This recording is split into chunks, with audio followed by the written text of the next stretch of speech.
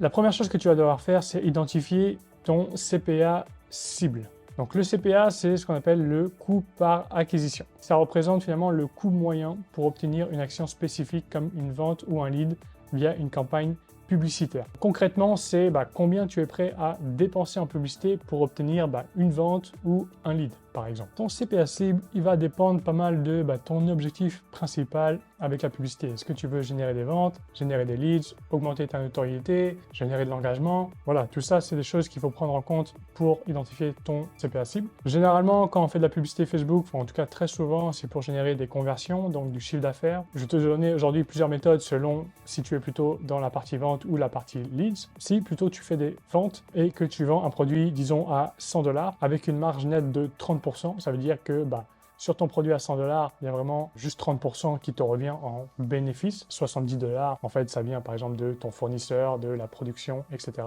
À ce moment-là, ton CPA cible, il va être au moins de 30 $.